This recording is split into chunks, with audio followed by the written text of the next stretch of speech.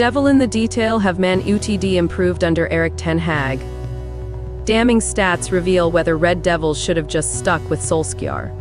The shocking stats in front of goal are horrid reading for Ten Hag and his big money attacking signings. Manchester United's nightmare start to the season got even worse, as they slumped to a demoralising 3-0 defeat to Manchester City.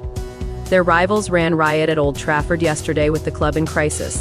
Former captain Roy Keane claimed United are short in every aspect, technically, tactically and worryingly, even physically, while Gary Neville launched a fresh attack on the Glazers' ownership. Erik Ten Hag is now under increasing pressure to turn things around or could face the sack. He is into his second season in charge and has already splashed £390 on players. With United 8th in the Premier League and in danger of crashing out of the Champions League in the group stages, many fans will be questioning whether Ten Hag has actually improved the club. Therefore, Sunsport have crunched the numbers to compare the Dutchman with Ole Gunnar Solskjaer. The club legend was in charge for 3 years before he was axed in November 2021 for interim boss Ralf Rangnick.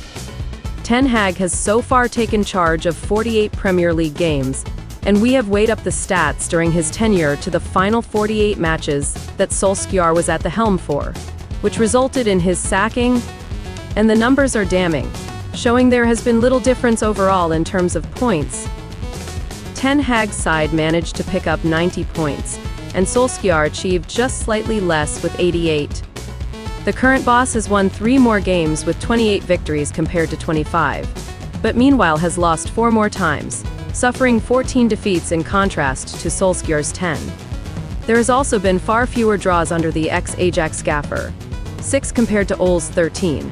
There is 1 goal difference defensively in favor of Ten Hag with 59 conceded, rather than 60, but fans had more to cheer under Solskjaer with 89 goals compared to Ten Hag's measly 69. His seemed to get more from Bruno Fernandes, who Keane believes should be stripped of the captaincy. The stats show the old attack that relied on Anthony Martial, Mason Greenwood, Edinson Cavani and Paul Pogba was far more clinical. The manager also got Cristiano Ronaldo and Romelu Lukaku firing in brief 16 and 9 game spells under him respectively. Additions of Christian Eriksen, Mason Mount, Antony and Rasmus Højlund, as well as Wout Weghorst last season, have led to the goals drying up. Overall, the Red Devils create more with Ten Hag but struggle to convert.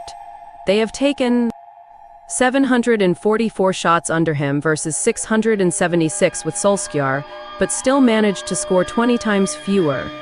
Tellingly, Erling Haaland's 2 goals on Sunday took his tally this season to 11, the same as United's entire squad has managed.